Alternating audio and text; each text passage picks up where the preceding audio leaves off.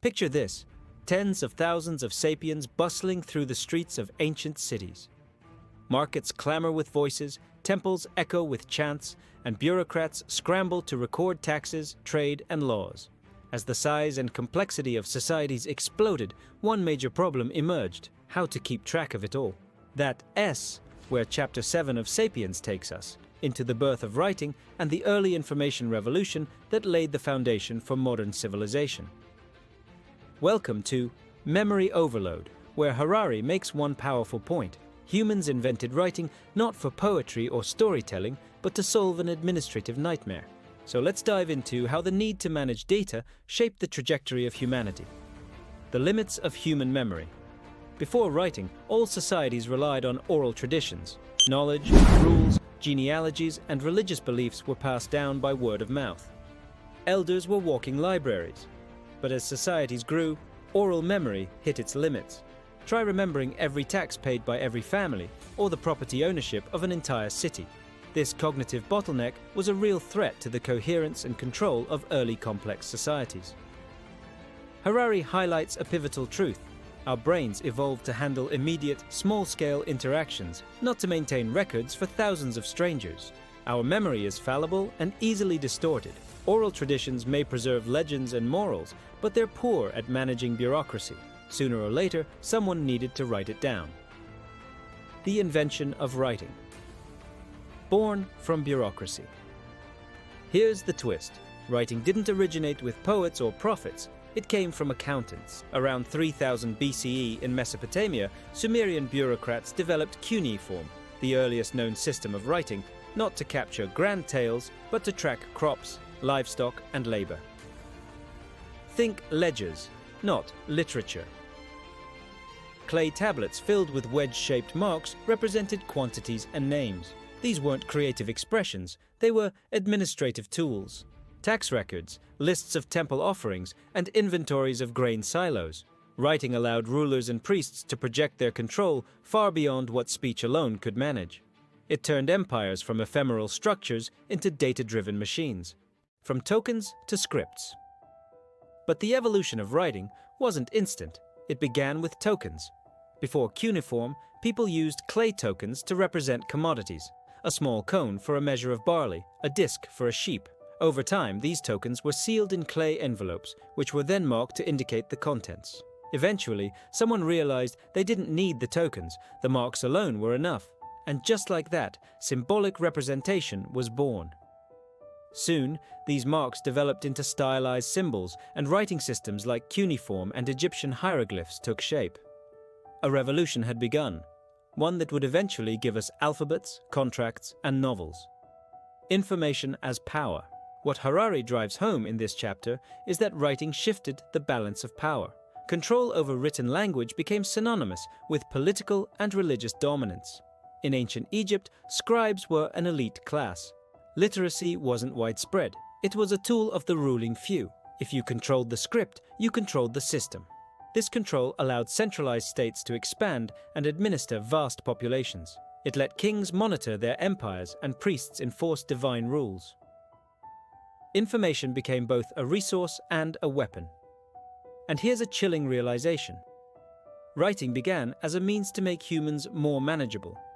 It allowed states to track, tax, and control populations with unprecedented precision. Writing and the birth of history. With writing came the dawn of recorded history. For the first time, societies could document treaties, laws, dynasties, and achievements beyond the lifespan of any single human being. This changed everything.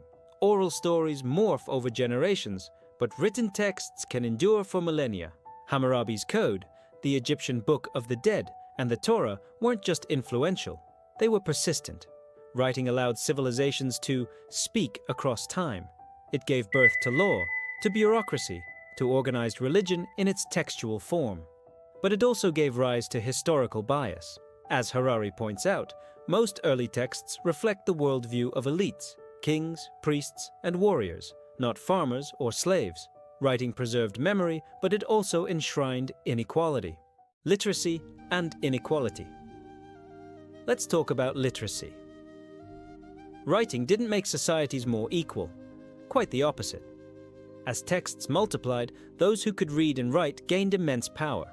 Scribes, record-keepers, and priests became essential. They could interpret divine law, manage resources, and manipulate legal systems. Literacy created a new hierarchy, one based not on physical strength, but on information access. And even today, this remains true.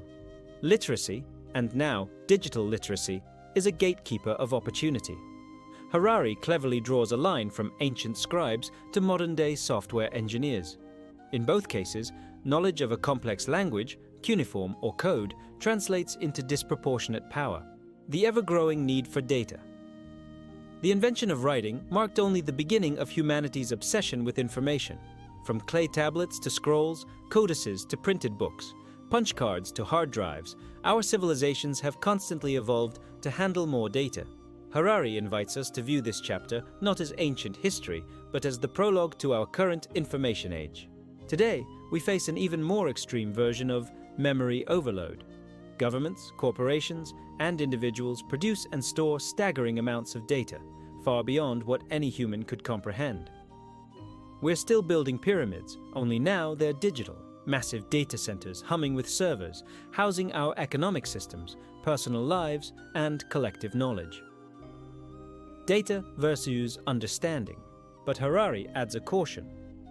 More data doesn't mean more wisdom. The earliest writing systems were highly limited. Cuneiform couldn't express abstract ideas or complex stories. It was a tool, not an art form. It took centuries before writing evolved into literature. Even now, we risk drowning in data without grasping its meaning. We confuse access to information with insight. Harari's warning is timely. As we build ever larger archives, both physical and digital, we must also ask what truly matters.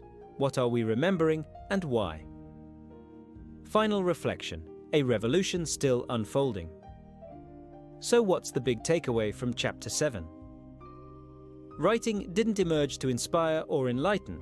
It was born from bureaucracy, from the need to tally taxes and enforce rules. But this tool of control grew into something transformative.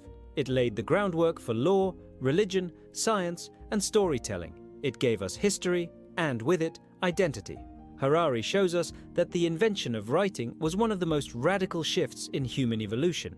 It changed not just how we communicate, but how we think, govern, and remember. And the revolution continues. From stone tablets to cloud storage, from scribes to AIs, we are still wrestling with the same challenge our Sumerian ancestors faced: how to make sense of the flood of information we create. In the end, perhaps the question isn't how much we can remember, but what we choose not to forget. Thanks for watching. Don't forget to like, subscribe, and join us in the next chapter of Sapiens, where we explore how imagined orders, from kings to corporations, rule our modern lives.